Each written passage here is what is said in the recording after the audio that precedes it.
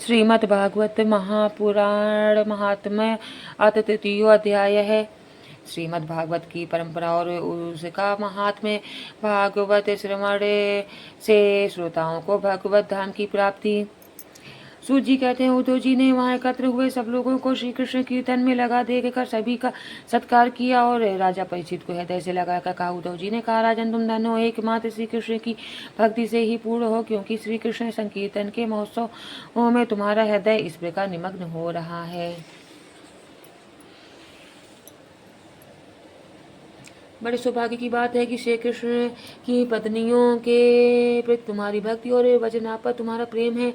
ताते तुम जो कुछ कर रहे हो सब तुम्हारे अनुकूल ही है। क्यों ना हो, श्री कृष्ण ने ही तुम्हें शरीर और वैभव प्रदान किया था। तुम्हारा उनके प्रपौत्र पर प्रेम होना स्वाभाविक ही है।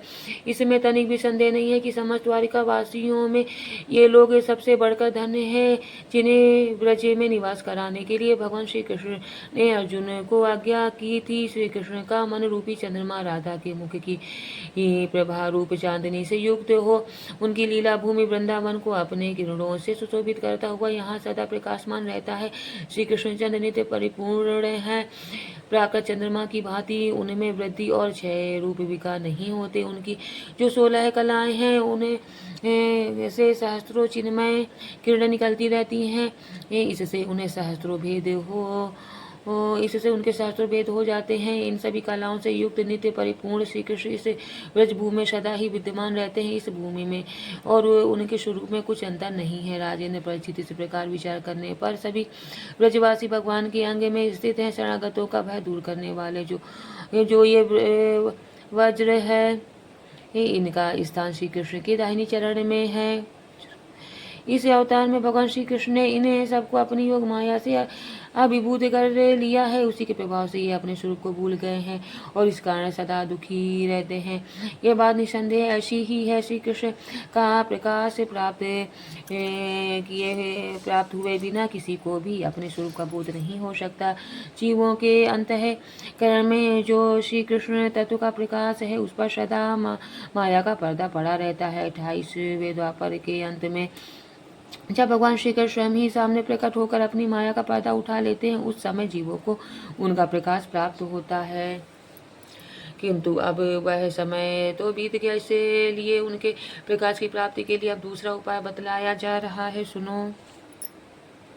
28वें द्वापर के अतिरिक्त समय से यदि कोई श्री कृष्ण तत्व का प्रकाश पाना चाहे तो उसे वह श्रीमद् भागवत से ही प्राप्त हो सकता है। भगवान के भक्त जहाँ जब कभी श्रीमद् भागवत शास्त्र का कीर्तन और श्रवण करते हैं, वहाँ उस समय भगवान श्री कृष्ण साक्षात रूप से विराजमान रहते हैं।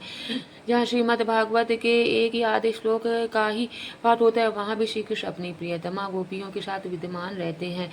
इस पवित्र भारतवर्ष में मनुष्य का जन्म पाकर भी जिन लोगों ने पाप के अधीन होकर श्रीमद् भागवत नहीं सुना, उन्होंने मानो अपने ही हाथों अपनी हत्या कर ली। जिन बड़भागियों ने प्रतिदिन श्रीमद् भागवत शास्त्र का सेवन किया है, उन्होंने अपने पिता माता और पत्नी तीनों के ही हुए कुल का भली भांति उद्धार कर दिया। श्रीमद् भागवत के स्वाध्याय और श्रवण से ब्राह्मणों को विद्या का प्रकाश बोध होता है। क्षत्रिय लोग शत्रुओं पर विजय पाते हैं, वैश्यों को धन मिलता है और शूद्र स्वस्थ निरोग बने रहते हैं। स्त्रियों और अंत्यजाति अन्य लोगों की भी इच्छा श्रीमद् भागवत से पूर्ण होती है। अतः कौन ऐसा भाग्यवान पुरुष है जो श्रीमद् भागवत का नित्य ही सेवन न करेगा। अन्य जन्मों तक साधना करते करते जब मनुष्य पूर्ण सिद्ध हो जाता है, तब उसे श्रीमद् भागवत की प्राप्ति होती है। भागवत से भगवान का प्रकाश मिलता है, जिससे भगवत भक्ति उत्पन्न होती है।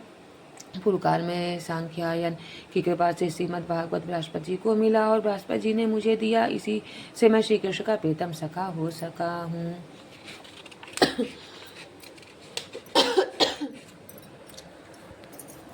परीक्षित, बृहस्पति जी ने मुझे एक आख्यायिका भी सुनाई थी, उसे तुम सुनो। इस आख्यायिका से श्रीमद् भागवत श्रवण के संप्रदाय का क्रम भी जाना जा सकता है। बृहस्पति जी ने कहा था, अपनी माया से पुरुष रूप धारण करने वाले भगवान श्री कृष्ण ने जब सृष्टि के लिए संकल्प किया, तब उनके दिव्य विग्रह से 3 पुरुष प्रकट हुए। इनमें रजोगुण की प्रधानता से ब्रह्मा, सतोगुण की प्रधानता से विष्णु और तमोगुण की प्रधानता से रुद्र प्रकट हुए। भगवान ने इन तीनों को क्रमशः जगत उत्पत्ति, पालन और संहार करने का अधिकार प्रदान किया।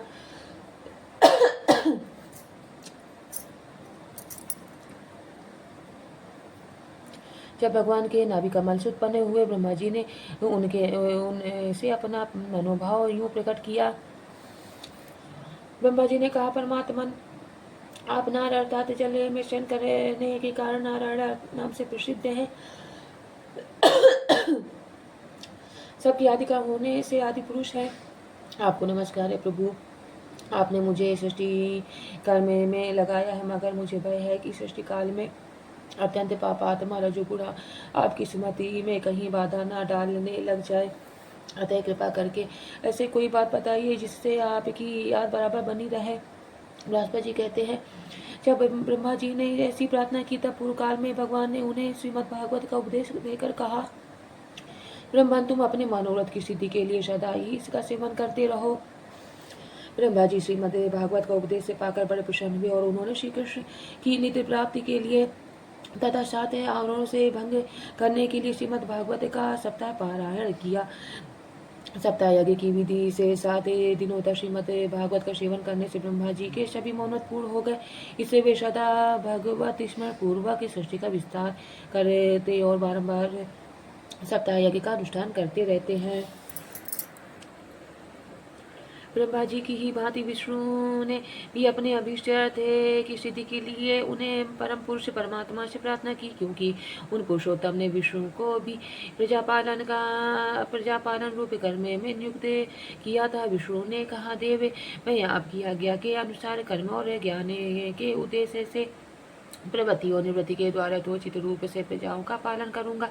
कालक्रम से जब जब धर्म की हानि होगी तब तब अनेकों अवतार धारण कर पुनः धर्म की स्थापना करूंगा। जो भोगों की इच्छा रखने वाले हैं उन्हें अवश्य ही उनके लिए किए हुए यज्ञ आदि कर्मों का फल अर्पण करूंगा, तथा जो संसार बंधन से मुक्त होना चाहते हैं, विरक्त हैं, उन्हें उनकी इच्छा अनुसार 5 प्रकार की मुक्ति भी देता रहूंगा। परंतु जो लोग मुझे भी नहीं चाहते, उनका पालन मैं कैसे करूंगा, यह बात समझ में नहीं आती। इसके अतिरिक्त मैं अपने तथा लक्ष्मी जी की भी रक्षा कैसे कर सकूंगा, इसका उपाय भी बताइए। विष्णु की यह प्रार्थना सुनकर आदि पुरुष श्री कृष्ण ने उन्हें भी श्रीमद् भागवत का उपदेश किया और कहा, तुम अपने मनोरथ की सिद्धि के लिए इसे श्रीमद् भागवत शास्त्र का सदा पाठ किया करो। इसे उपदेश से विष्णु भगवान का चित्त प्रसन्न हो गया और वे लक्ष्मी जी के साथ प्रत्येक मास में श्रीमद् भागवत का चिंतन करने लगे। इससे वे परमार्थ का पालन और यथार्थ रूप से संसार की रक्षा करने में समर्थ हुए। जब भगवान विष्णु स्वयं वक्ता होते हैं और लक्ष्मी जी प्रेम से श्रवण करती हैं, उस समय प्रत्येक बार भागवत कथा का श्रवण 1 मास में ही समाप्त होता है। किंतु जब लक्ष्मी जी स्वयं वक्ता होती हैं और विष्णु श्रोता बनकर सुनते हैं, तब भागवत कथा का रसास्वादन 2 मास तक होता है। उस समय कथा बड़ी सुंदर, बहुत ही रुचिकर होती है। इसका कार्य है कि विष्णु तो अधिकार रूढ़ है, उन्हें जगत की पालन की चिंता करनी पड़ती है, पर लक्ष्मी जी इन झंझटों से अलग हैं, उनका हृदय निश्चिंत है। इसी से लक्ष्मी जी के मुख से भागवत कथा का आस्वादन अधिक प्रकाशित होता है। इसके पश्चात रुद्र ने भी, जिन्हें भगवान ने पहले संहार कार्य में लगाया था, अपनी सामर्थ्य की वृद्धि के लिए उन्हें परम पुरुष भगवान श्री कृष्ण से प्रार्थना की। रुद्र ने कहा, मेरे प्रभु देवदेव, मुझे में नित्य नैमित्तिक और प्राकृतिक संहार की शक्तियाँ तो हैं, पर आत्यांतिक संहार की शक्ति बिल्कुल नहीं है। यह मेरे लिए बड़े दुख की बात है। इसी कमी की पूर्ति के लिए मैं आपसे प्रार्थना करता हूँ। बृहस्पति जी कहते हैं, रुद्र की प्रार्थना सुनकर नारायण ने उन्हें भी श्रीमद् भागवत का उपदेश किया।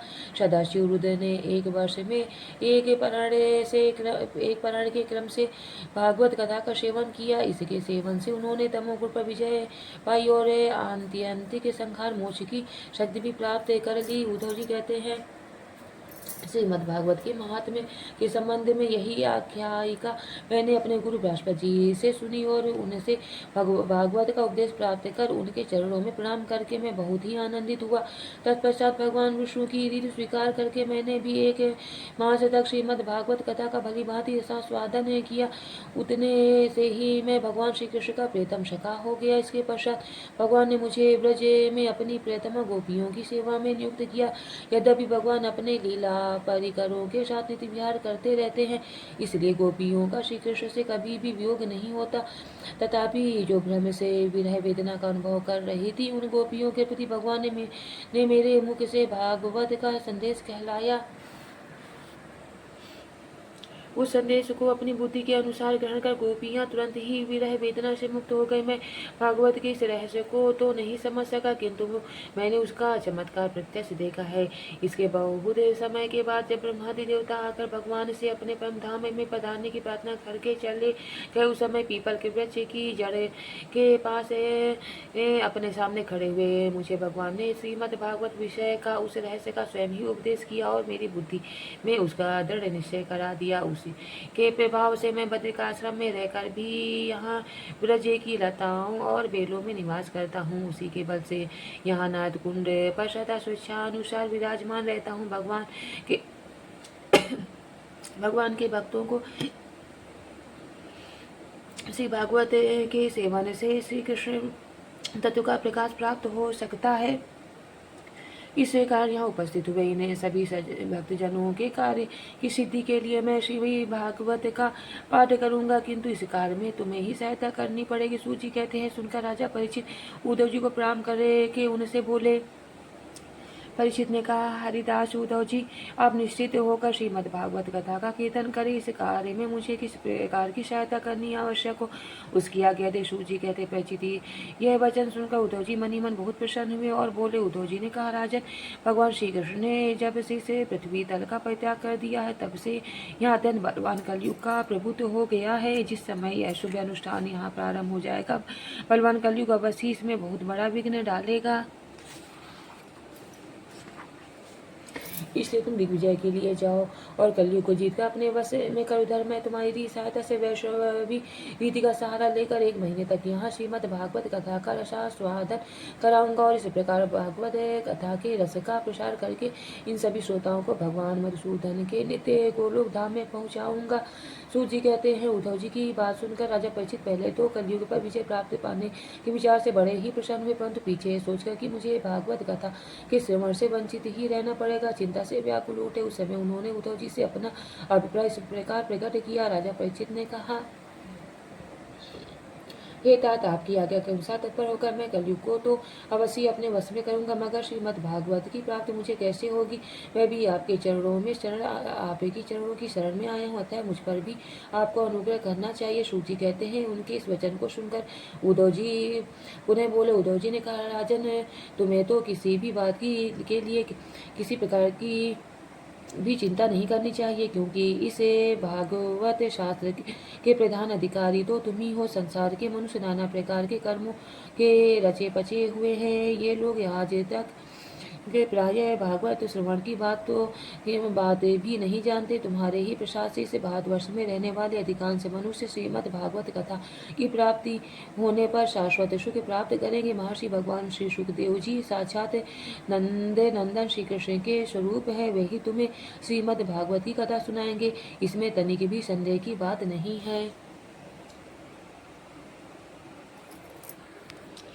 राजा ने उसे कथा के श्रवण से तुम्हें ब्रजेश्वर श्री कृष्ण के नित्य धाम को प्राप्त करोगे। इसके पश्चात इस पृथ्वी पर श्रीमद् भागवत कथा का प्रचार होगा। अतः राजेंद्र परीक्षित, तुम जाओ और कलयुग को जीतकर अपने वश में करो। सूत जी कहते हैं, उद्धव जी के इस प्रकार कहने पर राजा परीक्षित ने उनकी परिक्रमा करके उन्हें प्रणाम किया और दिग्विजय के लिए चले गए।